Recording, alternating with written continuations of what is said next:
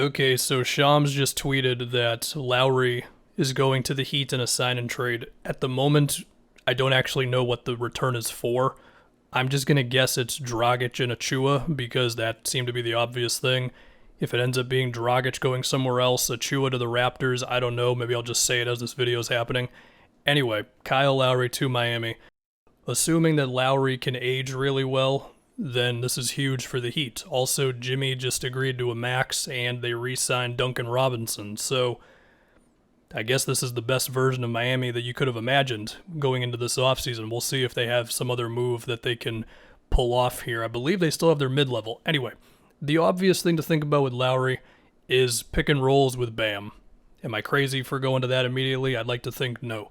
Lowry's pull-up threes, which I guess have been like a little up and down, but still overall very good the past few years. Like, he's not Dame, but he's way better than your average guard. Like, teams are going to have to step up on him when he comes around screens.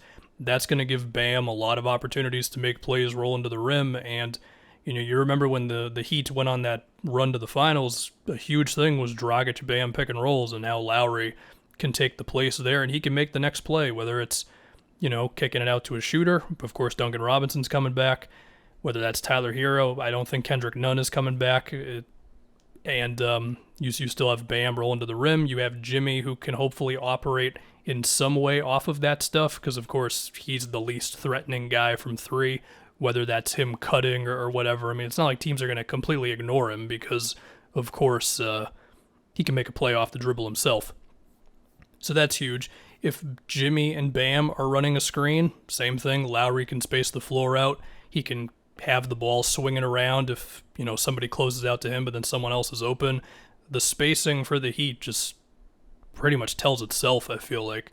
And when you think about the defense and the toughness that Lowry can provide, I mean, look, he's still one of the best post defenders in the NBA while being like 6 feet tall. Like, guys just can't push him much at all. I guess if it's like Embiid, then that's a problem, but there's only one Embiid. And granted, you might run into him in the postseason, but still, Lowry, his on-ball defense, when you're talking about him defending Drew and Middleton if they meet the Bucks, Lowry or James Harden if they run into the Nets, that's huge. You need that. And you think about some Lowry, Jimmy, Bam, defensive trio stuff, that could be really effective.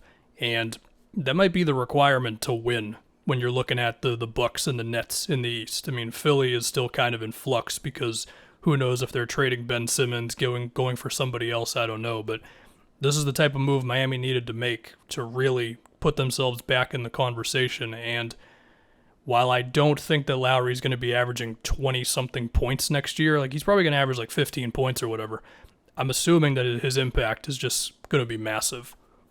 And they held on. I mean, you think about the defense that Spoelstra has busted out at times where it's a zone and sometimes he's switching everything. Sometimes they're collapsing onto the ball. Whatever Spoelstra's wanted to do, I think Lowry just fits into that so well. I mean, for a good chunk of this season as they were struggling on offense, they ran this weird type of college-esque zone, which sometimes seemed like it didn't really have a plan, but obviously it did because guys were on the same page. And with Lowry there now, I feel like you can do that, and he's not going to be confused about what to do and all that. So that's huge. The offense is there again, and this could also give Miami some nice lineup flexibility where it's like when Jimmy's sitting, Lowry's running the second unit, or the other way around. Whatever you want to do, there's a lot of options here now. So it's great. It's a great pickup for the Heat, and the only fear is that Lowry is going to age really fast. He's, of course, not the skinniest dude in the world, but that's also been to his benefit in more ways than one if you pay attention to the meme side of NBA Internet.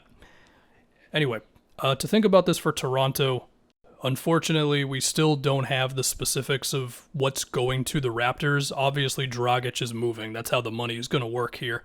If it is Precious Achua going to the Raptors, I think that's a pretty decent return for a guy in Lowry who was obviously gone. It should also be said, Kyle Lowry is now no longer a Raptor. It's been like 7 or 8 years. Best Raptor of all time. Kudos to Kawhi and DeRozan and Andrea Bargnani, Chris Bosh. The Bargnani one was a joke. Vince Carter. it's kind of a big deal. I figure pointing it out. But I think Achua, I mean, obviously the Raptors need a center, and maybe he's meant to be a forward just because he's not the biggest guy in the world, but 6'8" centers, you can make it work nowadays. And when he was drafted, people were raving about his defense and all that, so I think he is a guy who can really benefit from the Raptors' training staff and all that stuff. I mean, they've developed Anunoby well, and they developed Siakam extremely well, so I would say similar things for Achua. Now, if the Raptors are not getting Achua, then I don't know what to tell you. As far as Dragic, again, I'm speculating here. Maybe he's going to a third team. If he's going to the Raptors, then, I mean, maybe they can look to move him at some point in the season. Like, it just gives them an option that they didn't have otherwise, you know? Like, I can understand Raptors fans being like, really, Dragic? But, like, you probably weren't getting a big name in free agency anyway, and you at least now have, like, effectively a $19 million trade thing. So it's not the worst that could have happened, especially when you're, I assume, getting a good young player. So there you go, man.